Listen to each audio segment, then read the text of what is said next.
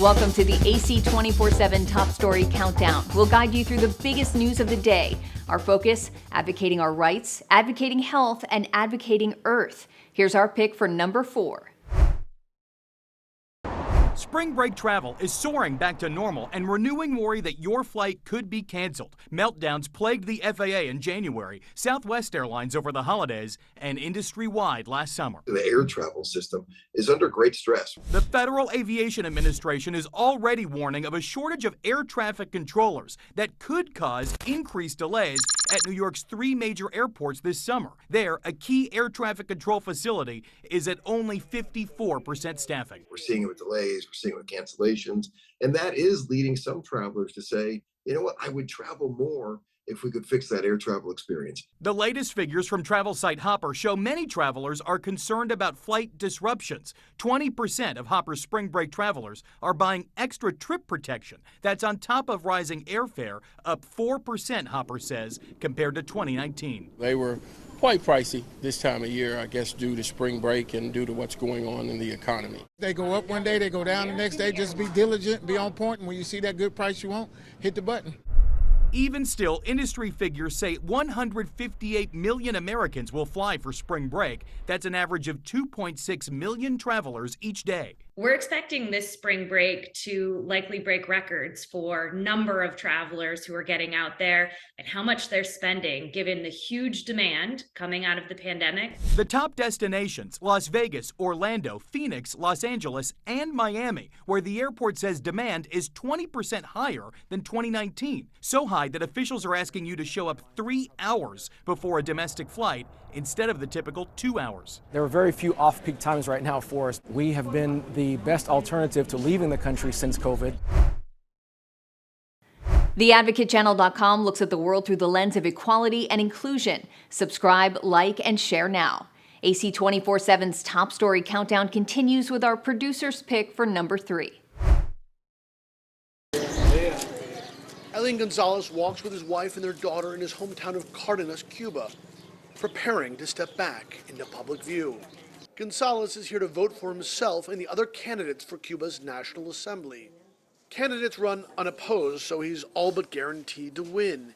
It will be Gonzalez's first official role since the legal battle that brought him back to Cuba nearly 23 years ago. Early on in our interview, Gonzalez makes it clear the U.S. is still on his mind.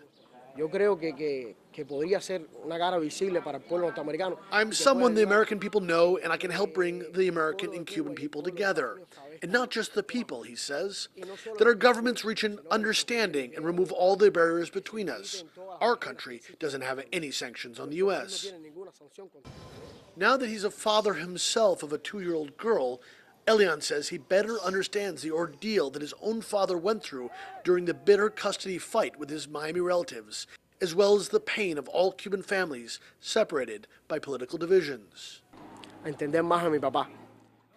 It's helped me to understand my father, he says. It's made me more sensitive. It's helped me understand how all the Cubans feel who are separated from their families, and fathers who aren't able to give all the attention and things their children want. By joining the 470-member National Assembly, Gonzalez could become a high-profile spokesman for the government, something his Miami relatives said they were afraid would happen if he was returned to the island. Despite being one of the most famous people on this island, Elian Gonzalez says he's led a pretty low-key life since returning to Cuba. Now that he's going to become a member of Cuba's National Assembly, though, he'll be returning into the public spotlight and no doubt using his celebrity to defend the revolution that brought him home. Even as he is an unabashed supporter of Castro's revolution, Gonzalez also strikes a conciliatory tone rarely heard on either side of the Florida Straits.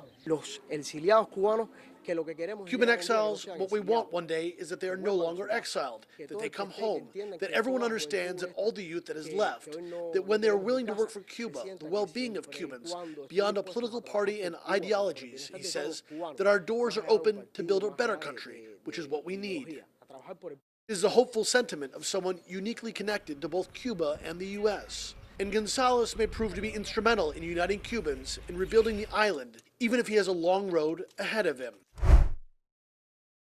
Like the Advocate channel on Facebook for the best way to get updates on stories that advocate for equality, justice, our rights, and more. AC 24/7 continues with today's top 2 pick. Okay, you're looking at right here where the house was sitting, and the steps were right in front of the sidewalk, right there.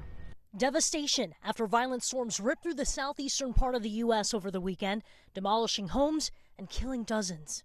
Like with everything that go on, to be honest, I can't take no more. I just can't. Joanne Winston lost her 2-year-old great-niece, Aubrey, when an EF4 tornado hit Mississippi late Friday night, impacting the towns of Amory, Rolling Fork, and Silver City. Right there. Winston says she found Aubrey among the debris.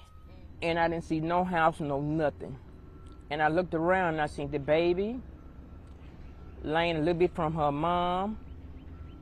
grandma. You saw them doing CPR on Aubrey? Yes. That must have been horrible to see. It was. I walked away. Winston's niece, Jessica Drain, also spoke to CNN. Drain says her 8-year-old son was in the same house as 2-year-old Aubrey. He is now in critical condition on a ventilator. He had a severe brain injury. They had to go in and take parts of his skull out. He's been through surgery. Yeah, he's been through surgery. Does he need more? They say he's gonna need about 3 or 4 more. Other families also torn apart by the storms. Words can't express what I'm feeling. I'm just broken and I'm numb. David Brown's parents were killed after their neighbor's 18-wheeler landed on their Rolling Fork home during the storm. But I know that they're in heaven right now.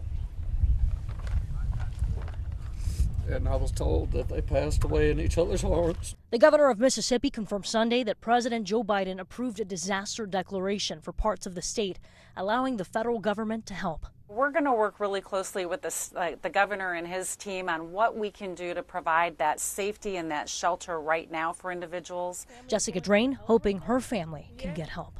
Knowing they got to start all over, don't really, you know what I'm saying, know where their help going to come from. Know where their next meal gonna come from, or a roof over their head. What do you guys have left? They don't have anything, nothing.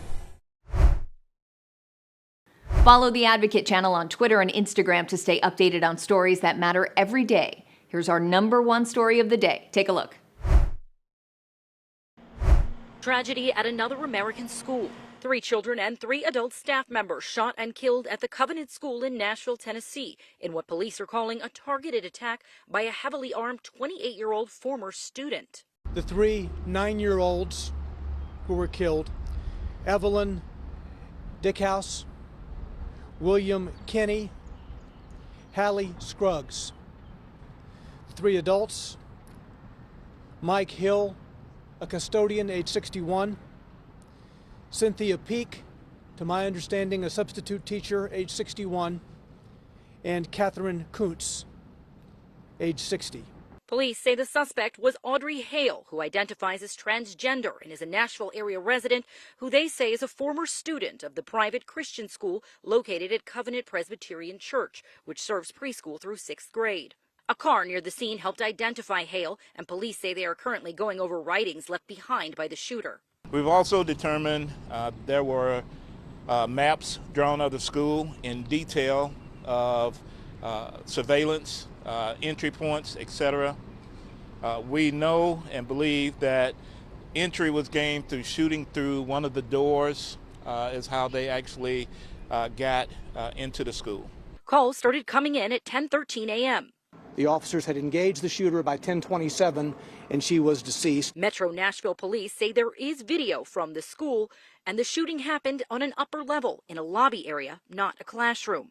A teacher texting her daughter from inside the school. She said she was hiding in the closet and that there was shooting all over and that they had potentially tried to get into her room. President Joe Biden weighing in this afternoon on the 129th mass shooting of this year, according to data from the Gun Violence Archive. We have to do more to stop gun violence. It's ripping our communities apart, ripping the soul of this nation, ripping at the very soul of the nation. And we have to do more to protect our schools so they aren't turned into prisons.